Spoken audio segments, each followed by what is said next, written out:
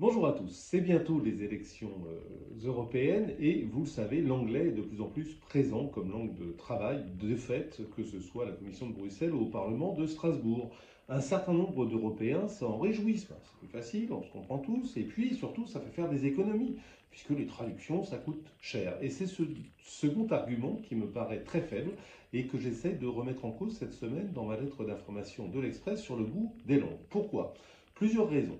La première, c'est que ces économies sont une apparence. Parce que, certes, on va élaborer des textes à Bruxelles en anglais, mais ces textes, il faut les traduire ensuite dans les 23 autres langues officielles de l'Union européenne. Et donc, ce que l'on croit économiser en amont, en fait, on le dépense en aval. Ça n'est pas une économie, c'est un transfert de dépenses. C'est le premier argument.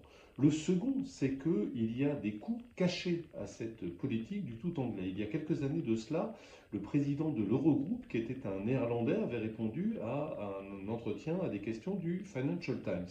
Et il avait cru bon de répondre en anglais, à propos de Chypre en l'occurrence. Le problème, c'est qu'il s'est mal exprimé et ça a fait chuter l'euro à cause d'une mauvaise expression en anglais qui n'était pas sa langue maternelle. Troisièmement, rappelons-le, c'est une politique, le tout anglais, mais je dirais la même chose du tout français, du tout italien ou du tout polonais, c'est une politique qui est contraire à ce qu'est l'Union européenne.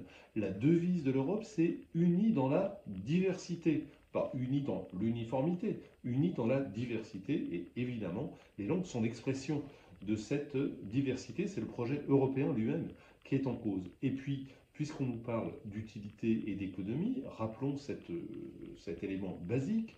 Obliger tout le monde à s'exprimer dans une seule langue, c'est obliger la plupart des Européens à s'exprimer dans une langue qui n'est pas la leur, et donc de ce fait à s'exprimer moins bien, avec moins de nuances, moins de raffinement dans le raisonnement. En matière de diplomatie ou de commerce, c'est toujours un avantage de pouvoir imposer sa langue dans une négociation. Évidemment, tous les diplomates le savent.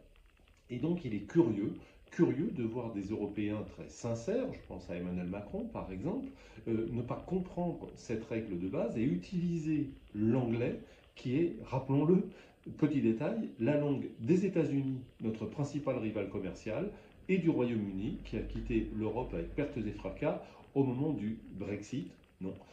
Finissons sur cette citation de Umberto Eco, la langue de l'Europe, c'est la traduction.